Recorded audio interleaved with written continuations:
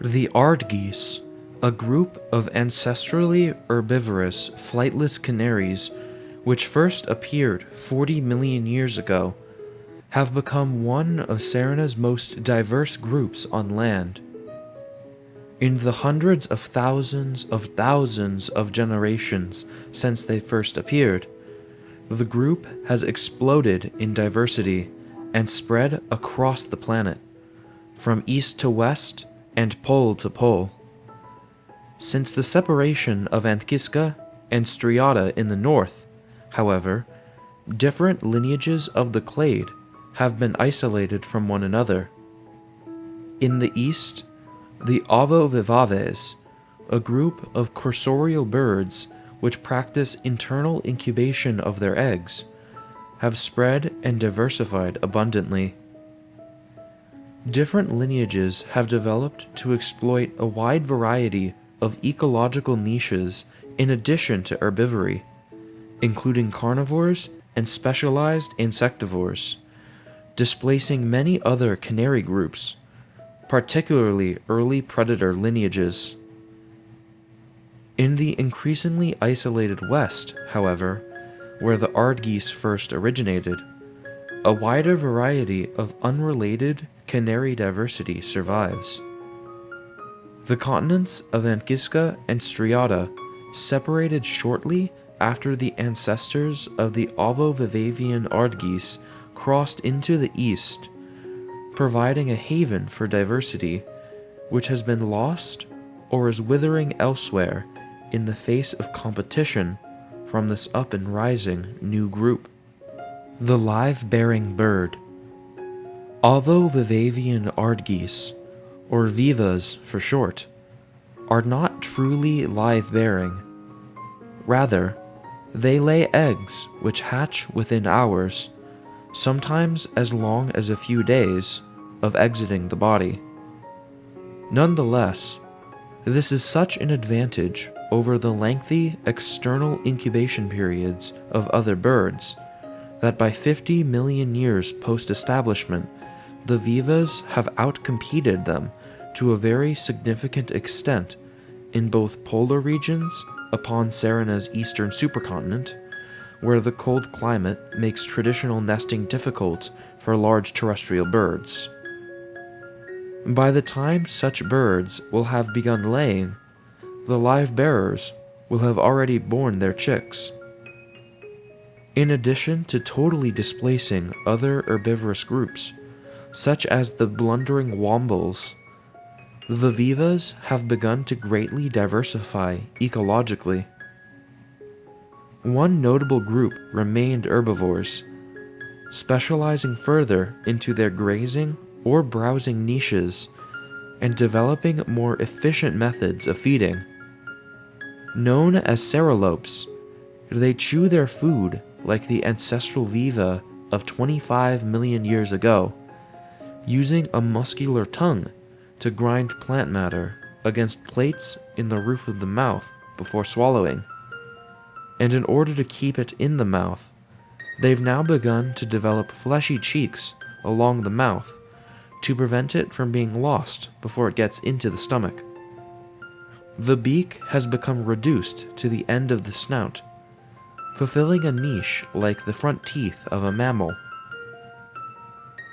Other Vivas became generalists, moving away from their initial browsing adaptations and adopting more carnivorous habits. Some, already consuming an occasional insect while foraging for plant food, begin to include these more frequently in their diets until they eat little else. Others learn to break open and eat the eggs of more primitive birds and begin driving most of their former predators to extinction before moving into their niches themselves by feeding upon first small, then larger animals. Mirroring the earlier predator canaries, the skikes, truly hypercarnivorous Vivas evolved to pursue and hunt other flightless birds. Some specialized for speed and run down their meals, killing them with the beak like Earth's terror birds.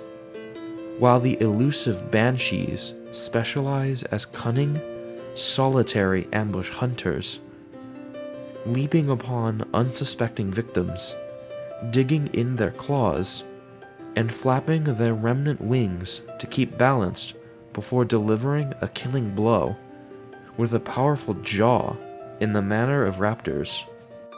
One of the more novel niches which Vivas have exploited on Serina by this time is that of giant, ground-based anteaters. Forest communities worldwide have appeared on the world now which are largely or entirely symbiotic with ants. Ants protect the trees from browsers and mow down competing vegetation, and now are sometimes even necessary for the dispersal of the tree's seeds and their continued survival. As plant and ant have forged a link, the ant population has skyrocketed, and the bulk of animal mass in some Serina forests is now made up mostly of trillions of these arboreal ants, making them a much more available food source than on Earth. Birds like the shimmer snoot, tropical jungle dwellers with faces highly elongated and protected from stinging bites by hard, iridescent scales and scutes, may otherwise be shaped like browsers with long necks and long legs, but feed not on the leaves of the forest they skulk, but rather the enormous quantities of ants that come rushing to the defense of the branches as it rustles through them. For most browsers, the ants are a nuisance, but for the shimmer snoot, that's exactly what it's come for.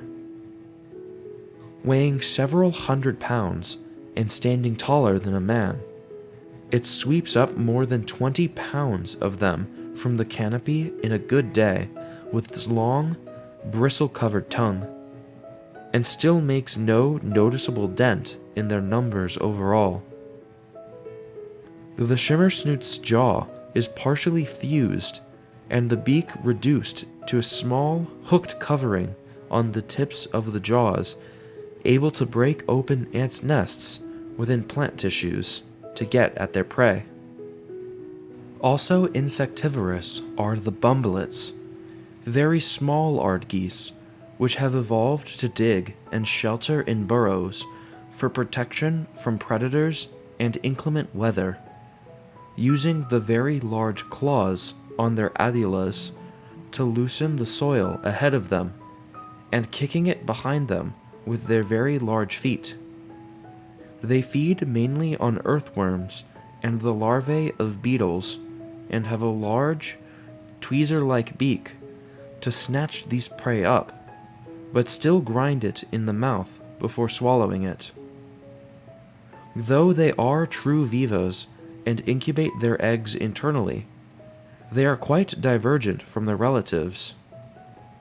Most closely related to the shimmer snoots, they lack the specialization of them to feed on ants, and have a much longer beak that covers most of their jaw, as in the ancestral canaries.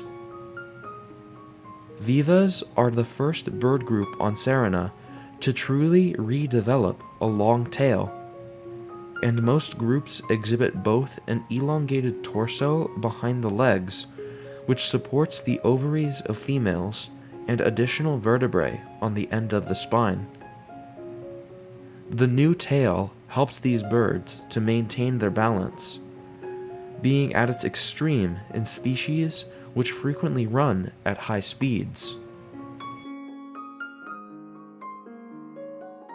Counterclockwise from left, the red-crowned banshee, a dog-sized ambush predator, jumping on the back of prey and holding onto it with its hooked talons.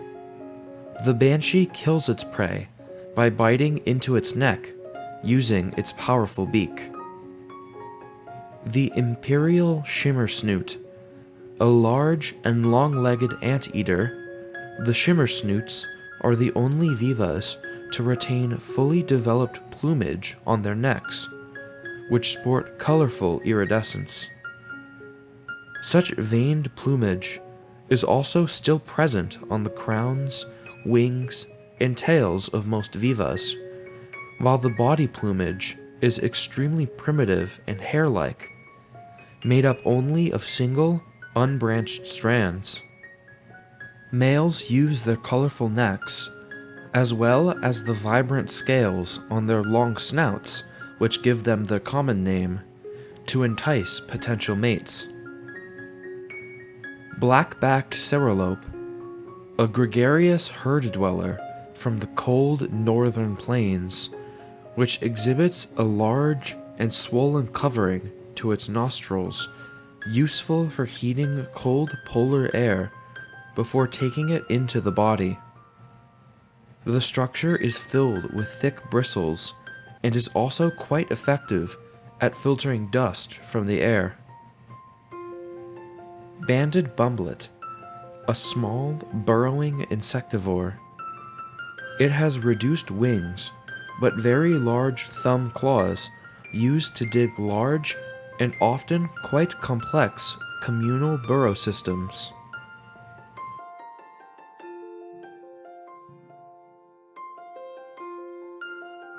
Mudwickets, a group of semi-terrestrial guppies that first appeared about 25 million years ago, have diversified enormously since the Middle Tempestenic, despite a cooling climate.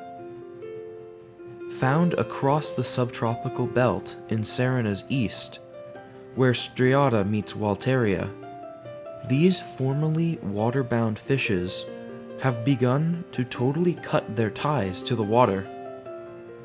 Many mudwickets now live entirely on land, in the soggy leaf litter of forests and jungles, or in deep burrows in drier environments. Their pectoral fins have become well suited to digging, with 5 exceptionally large, claw-like rays. So long as they can keep moist, they needn't ever actually submerge in water anymore, and oxygen is absorbed through all of their skin right out of the air, including that of the gill membranes, but particularly the mouth, which is brilliantly red with oxygenating tissue. As guppies are mudwickets that breed internally, with the male using the gonopodium fin located under his tail to transfer sperm directly into the female's body and to her ovaries, negating totally the need for water even to breed, as amphibians require. The young can move on land from infancy and are usually born in burrows. Some species are protected by the parents for a short time after birth, until they leave to begin hunting on their own. 2 angry male mudwickets argue over territory.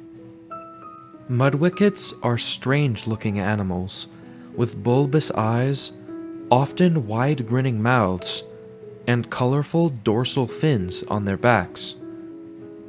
Their jaws are extendable and full of needle-sharp teeth, for they are all carnivores, and males in particular are aggressive and showy creatures, battling over territory and flaring fins and brightly colored jaws and gill covers to intimidate one another and attract the attention of smaller females. Though tough they are in demeanor, they are squat and chubby creatures and ungainly at best in locomotion, and their battles often involve nothing more than pushing against one another until one or both roll over. They can pull themselves along with their clawed pectoral fins underground, while above ground they rely on thrusts of their squat but still well-muscled tails to produce short hops. The tail now lacks a fin and is specialized to the task of propulsion over land, curving to the side and ending in a flattened pad of rough scales to get traction on the ground. Mudwickets may be either right-tailed, with their tail twisting to the right, or left-tailed, and this determines which way they most effectively jump, though neither is particularly good at aiming for an exact perch. Most species spend most of their time underground, feeding on small worms, grubs, and other such beasties, and rarely move around over land during the day, preferring to do so in the dark when their avian predators are less active. Unfortunately, one group of animals, which has recently appeared on the world of birds, doesn't share the same preferences of time to hunt. Slithering quietly out of forest pools and streams, with a side-to-side slinking motion through the moss and liverworts, the eelsnake searches for food. Eelsnakes are elongated, eel-shaped sword-tail fishes, 1 to 2 feet in length, which have evolved to hunt on land as well as in the water. Taking in atmospheric oxygen via a lung-like bladder budding off their stomachs, they too can stay out of water indefinitely, as long as they stay relatively moist. Spending the day resting at the bottom of pools, tangled in vegetation, and occasionally striking out at some small passing prey item, they do most of their hunting on land. Traveling by night when the ground is moist with dew does the trick to ensure they don't get too dry while they're at it, as the hunters emerge in groups from the water like shimmering rubber ropes and quickly disappear into the undergrowth. They shuffle their heads around this way and that, showing off an exceptionally mobile neck for a fish. They press their snouts deep into the mud and inhale every few feet, sniffing around in search of their preferred prey: earthworms, slugs, and mudwickets. Their eyes, which work well underwater, are a bit blurry on land, but the eelsnake has an excellent sense of smell, heightened by a pair of short barbels that carry scent particles right up to the nostrils from the ground. An eelsnake slithers over a forest floor in search of food. When the eelsnake finds something in the burrow, it strikes quickly and aggressively, wrapping its highly elastic jaws around the prey and positioning it via its long, backwards curved teeth into a position to be swallowed whole, head first for vertebrate prey. The mudwicket may struggle, inflating its body with air and thrashing with its claws, but it's no use. Unable to cry out without vocal cords, the only sound it can make as its tail slaps down the hungry hunter's gullet is the faint squeak of the air it just inhaled being compressed out of its body. It may struggle for a while in the eelsnake's stomach, while it turns around in the burrow and makes its way, a little more slowly, back to its pool to digest. Eventually, without oxygen in the predator's stomach, the prey is suffocated and the eelsnake slides back into the water, making its way back to a cozy tangle of water weeds to rest. A large meal can satiate it for a week, but before long it will be back on the shore once again, in search of another course. Originally, most mudwickets were quite defenseless to predators such as the eelsnake, relying on camouflage and the safety of their burrows alone to avoid predation. and still often being taken by birds and other animals, until some developed a new line of defense. Poison, concentrated in their skin and scales, from a diet of the noxious ants and other insects that are so numerous in Serina's forests, proved a successful deterrent to predators. An eel snake that bit into a neurotoxic mudwicket wouldn't get a chance to try to do so again. But neither would the mudwicket, already swallowed down the predator's gullet. To the protection of both parties involved, one group of highly toxic mudwickets armed itself with a vibrant warning coloration, bold and contrasting splotches of blue, yellow, black, and red. Biological signs yelling loudly and clearly, "I am deadly." The poison dart mudwickets were born. Just like their frog analogues in the rainforests back on Earth, predators steer far clear of any squat little creature hopping unperturbed on the forest floor while wearing the cloak of colored death. Some of the brightly colored mudwickets, no longer having predators to fear, have become diurnal. Others have lost many of their burrowing adaptations, no longer needing to hide to survive. And hitching a ride on the bandwagon, a fair few harmless mudwickets with completely innocuous diets have developed mimicry of their poisonous kin to avoid predators without actually being toxic at all. A brightly colored mudwicket made toxic by a diet of poisonous ants advertises its unpalatability